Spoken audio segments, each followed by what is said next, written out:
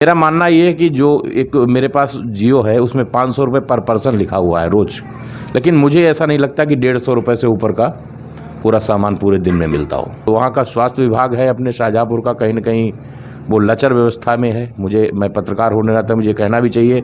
मैंने कई बार social media पर जब सीएमओ के खिलाफ मैंने फ़ोन किया 22 तारीख से, और मैंने 27 तक फ़ोन लगातार करता रहा सीएमओ को। शाहजहाँपुर के सीएमओ ने फ़ोन नहीं उठाया। आपने जांच कराई, आपकी रिपोर्ट पॉजिटिव आई, उसके बाद आपको L1 BS पब्लिक स्कूल में जो क्वारंटाइन सेंटर बनाया गया वहाँ रखा गया।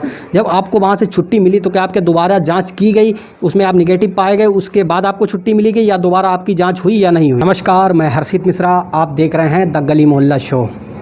आज हमारे बीच मौजूद हैं एक ऐसे कोरोना योद्धा जिन्होंने कोरोना को मात देकर हमारे बीच हम सबका मनोबल बढ़ाएंगे। साथ ही इनसे जानने का प्रयास करेंगे कि सरकार और प्रशासन के द्वारा कोरोना मरीजों के लिए क्या सुविधाएं उपलब्ध कराई गई हैं। हमारे साथ मौजूद हैं वरिष्ठ पत्रकार दीपक दीक्षित जी। बहुत बहुत स्वागत है आपका गली मोहल्ला शो में। बहुत बहुत धन्यवाद आपका हर्षित भाई और आकाश भाई। हम आपसे ये जानना चाहेंगे कि आपको ऐसा क्या महसूस हुआ, क्या लक्षण आपको ऐसे दिखे जो आपको कोरोना टेस्ट कराना पड़ा? देखिए हर्षित भाई, बात ऐसी थी कि मैं लगातार खबरों के प्रति रोज़ निकलता था। मेरा काम है कि हम पत्रकार हैं तो हमारे लिए समाज सेवा है। तो सबसे बड़ी चीज़ ये थी कि हम रोज़ जब खबरों के लिए निकलते तो कहीं ना कहीं हमारा टच होना ज़रूरी था। और ऐसे ही एक हमारे मित्र थे, उनके साथ हमारा थोड़ा टच हुआ था। तो मुझे ऐसा लगा कि मुझे दिक्कत है, कहीं बुखार भी आया 1-2 दिन। तो मैंने सोचा कि मुझे अपना टेस्ट जो है वो कराना चाहिए। तो 15 और 16 में मुझे बुखार आया, और उसके बाद मैंने 17 तारीख को अपना जब जांच करा दी, उसके बाद फ़िलहाल मैं होम क्वारंटाइन हो गया था और घर में रहा, थोड़े बहुत ज़रूरी काम से नहीं निकला। उसके बाद जब मेरी 20 तारीख को एडमिट में बताया कि आपकी एडमिट में जो है वो रिपोर्ट आई है और अभी इसमें कुछ कहा नहीं जा सकता। फ़िलहाल ज़्यादातर इसमें लोगों की निगेटिव ही आती, तो मैंने कहा ठीक है, कोई बात नहीं है। तो जब निगेटिव की बात हो रही थी तो मैं भी थोड़ा अच्छा महसूस करने लगा। मैंने सोचा कि ठीक है, फिर कोई दिक्कत नहीं है। लेकिन 21 को मैं थोड़ा घर से निकला, 22 को भी निकला, और उसके बाद जब 1-1:30 बजे की बात है आसपास दोपहर में, मेरे पास कॉल आया सीएमओ के, जो यहाँ पे जो सेंटर बना रखा है इन्होंने सेंटर अपना, कि आप कोरोना पॉजिटिव हैं और आप घर में रहिए, आपको लेने के लिए जो है एम्बुलेंस आ रही है। तो हमने कहा ठीक है। मैं थोड़ा एकदम डर सा गया कि यार कोरोना, मतलब बहुत ज़्यादा डर लगा। उसके बाद मैं अपने घर नहीं आया, कपड़े लेके, और मुझे जो है एम्बुलेंस लेकर और वहाँ मैं चला गया जो BS पब्लिक स्कूल है जहाँ इन्होंने बना रखा सेंटर। वहाँ पर दिक्कतें ये लगी हमको कि जिस तरह से मरीज़ वहाँ पर रह रहे हैं, कहीं ना कहीं एक कमरे में 8-8 लोगों का एक साथ रहना, कुछ मरीज बीमार भी हैं, कुछ स्वस्थ भी होंगे, एक ही बाथरूम को 50 से 60 लोग यूज कर रहे हैं, तो कहीं ना कहीं उससे बीमारियाँ बढ़ेंगी, हर्षित कम नहीं होंगी। तो जो है मरीज़ों के लिए वहाँ पर जो है क्या सुविधाएं उपलब्ध कराई गई हैं, जैसे कि खाने पीने की क्या व्यवस्था है, सोशल डिस्टेंसिंग का सही से पालन हो पा रहा है, या डॉक्टर समय पर आते हैं देखने के लिए, क्या व्यवस्था है वहाँ की अंदर की, कुछ हाल आप बताएंगे? देखिए वहाँ पर जो दिक्कत है, वहाँ पर दिक्कत ये है, आपको बता दें कि जैसे कि मरीजों की बात आप कर रहे हैं, डॉक्टरों देखने की बात कर रहे हैं, सोशल डिस्टेंसिंग, इनका किसी भी तरीके से पालन नहीं हो रहा है।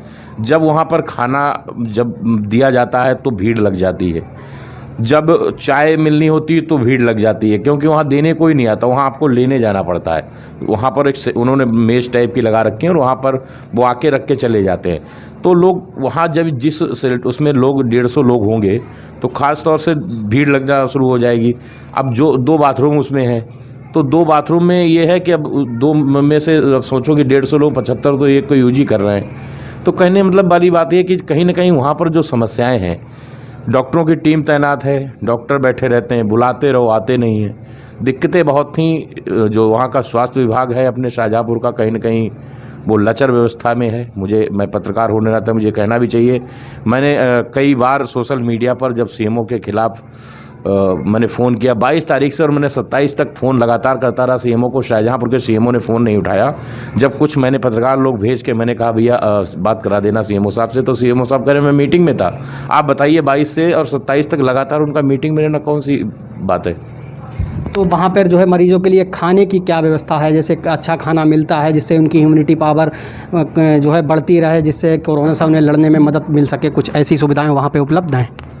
देखिए वहाँ पर 2 चीज़ें हैं। वहाँ पर खाना जो है 2 टाइम आता है, 2 टाइम खाना तो ठीक आता है, चाय भी आती है और उसके साथ एक बिस्किट दिया जाता है, कभी एक 5 रुपये वाला नमकीन का पैकेट है वो दिया जाता है। मेरा मानना ये है कि जो एक मेरे पास जियो है उसमें 500 रुपये पर पर्सन लिखा हुआ है रोज़, लेकिन मुझे ऐसा नहीं लगता कि 150 रुपये से ऊपर का पूरा सामान पूरे दिन में मिलता हो। अच्छा, मतलब आपका कहने का मतलब है जो है खर्च जो होता है वो 150 रुपये आप का मतलब खाना खर्च जो मिलता है 500 रुपये गवर्नमेंट की तरफ से आता है, तो बाकी बीच का जो पैसा है वो आपको क्या लगता है कि अधिकारियों में सम्मिलित हो जाता है, बढ़ जाता है? देखिए, सरकार 500 रुपये पर पर्सन भेज रही है, बीच में कहाँ जाता है ये मेरे पास इसका भी कहना ठीक नहीं होगा, लेकिन जो मिलता है, जो जितनी बार मिलता है उससे अंदाज़ा लगाया जा सकता है कि हम 150 रुपये से ऊपर का कोई भी मरीज़ नहीं खा रहा है और उसको कुछ मिल रहे हैं। अब जैसे अब सोचिए, खाना चाय ये तो आम बात है ना, उसके अतिरिक्त और चीज़ें मिलनी चाहिए, टाइम से दवाइयाँ मिलनी चाहिए, उनकी देखरेख होनी चाहिए, उनको फल मिलने चाहिए, इम्यूनिटी पावर उनकी बढ़ने चाहिए, ऐसी कुछ चीज़ें आती होंगी। ऐसा नहीं कि सरकार ने ऐसी व्यवस्था नहीं, सरकार ने की होगी, लेकिन वो कहाँ रह जाती है ये तो कहना मुश्किल है। अच्छा, तो जो है ये बताइए कि कोई मेडिसिन वगैरह या कुछ ऐसी दवाइयाँ वहाँ पर मिलती हैं जिससे कोरोना का कंट्रोल किया जा सकता हो, या कोई वहाँ पर ऐसा ही मरीज़ था जो इसकी हालत काफ़ी गंभीर आपको लगती हो?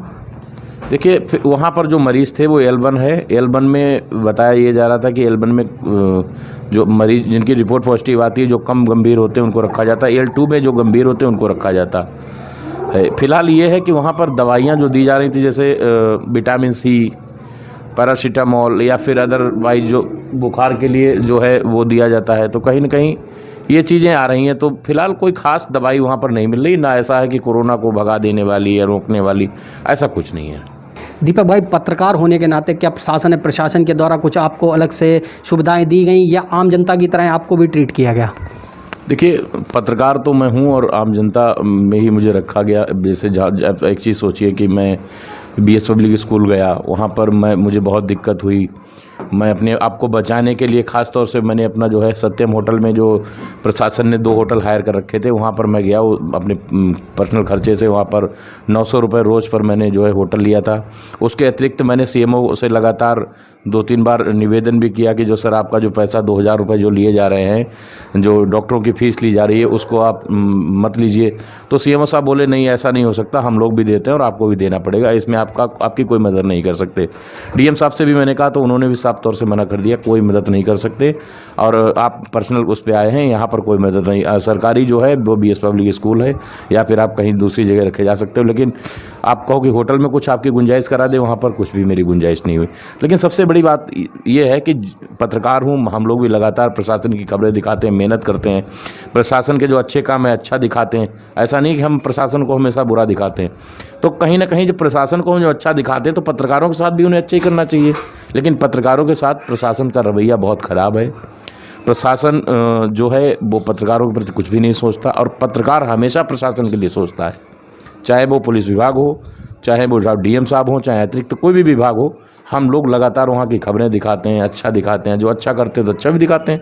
लेकिन भैया, पत्रकार जो है एक होना गुनाह है, कि जिस तरीके से हमें यहाँ पर रखा गया, मैंने अपने पैसे से वहाँ पर होटल का खर्चा दिया, डॉक्टरों की फ़ीस दी। आप देख सकते हैं ये जो रसीद है 2000 रुपये की, ये मैंने कल इसका बिल वहाँ पे दिया, और ये मेरा उसका वो है, वहाँ से आया हूँ मैं।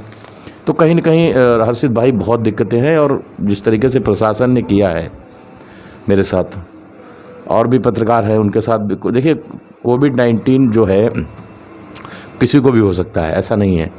मुझे तो ये मानना है कि 70 से 80% लोगों को कोविड हो भी चुका है, लेकिन लोग डरे नहीं इससे। ज़्यादातर अपने घर में रहें और ज़रूरत होने पर घर से निकलें, यही चीज़ है। अच्छा, ये बताइए, जब आपने जांच कराई, आपकी रिपोर्ट पॉजिटिव आई, उसके बाद आपको L1 BS पब्लिक स्कूल में जो क्वारंटाइन सेंटर बनाया गया वहाँ रखा गया, जब आपको वहाँ से छुट्टी मिली तो क्या आपके दोबारा जांच की गई, उसमें आप निगेटिव पाए गए, उसके बाद आपको छुट्टी मिली गई, या दोबारा आपकी जांच हुई या नहीं हुई? बहुत अच्छा सवाल है आपका। देखिए, ऐसा है कि जब मैं वहाँ पर L1 में था और L1 प्लस में आ गया, क्यों होटल में आ गया, तो जो L1 के लोग होते हैं, प्रशासन का यही कहना है कि जो सरकार की गाइडलाइन है उसमें उनकी जांच नहीं की जाती है। उनको 8 दिन 7 दिन उनको क्वारंटाइन वहाँ पे रखा जाता है, और उसके बाद उनको घर भेज दिया जाता है।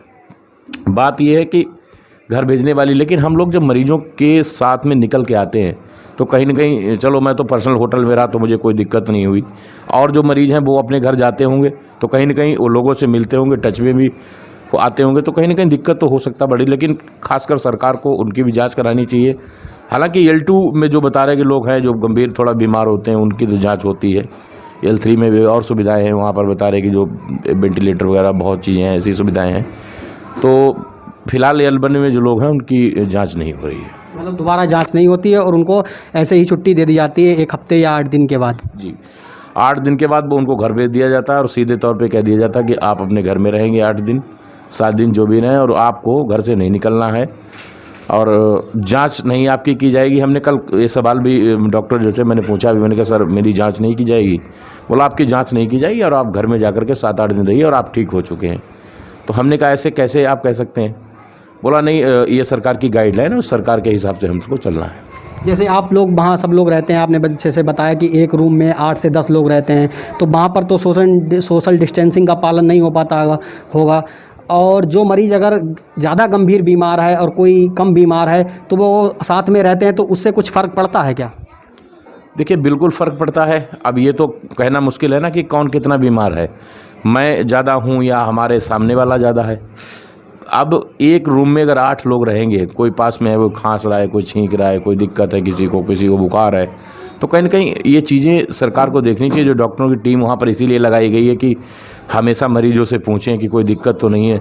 यहाँ के CMO साहब को भी अपनी जो पूरी ज़िले के मुखिया हैं स्वास्थ्य विभाग के, उनको देखना चाहिए। उनकी जो टीमें लगी हैं उनसे बात करना चाहिए, भाई आप कितनी बार देखते हो, आपने मरीजों को क्या सुविधाएँ दी। तो जब ज़िले का स्वास्थ्य विभाग का जो मुखिया है वही जब बेकार है, जब उसी की बस की कुछ नहीं है, फ़ोन ही नहीं उठाएगा, लोगों से बात ही नहीं करेगा, तो जो उनके जो नीचे के लोग हैं वो तो कहीं ना कहीं लापरवाह हो ही जाएंगे। क्योंकि गाइड जो उन्हें गाइड करने वाला व्यक्ति है वही जब बेकार है, जब उसके बस का कुछ नहीं है, वो फ़ोन ही नहीं उठाता है। आप सोचिए कि पत्रकार का फ़ोन नहीं उठाया उसने 22 से और 27 तक। अब बाद में जब मैंने लोगों को भिजवाया, पत्रकारों को भिजवाया, तो कह रहा है कि भैया मैं तो मीटिंग में था। अरे 5-6 दिनों में आप मीटिंग में थे, आपने फ़ोन नहीं उठाया। तो आम जनता के साथ क्या हो रहा है, तो देखिए आम जनता पिस रही है, कुछ नहीं हो रहा।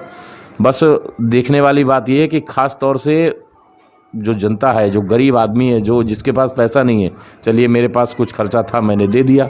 बहुत ऐसे लोग हैं जो आपस में रह रहे हैं और वो घर जाएंगे, L1 में उसकी जो दोबारा जांच तो होगी नहीं, हो सकता फिर कहीं उनसे और कोई लोग हो जाए।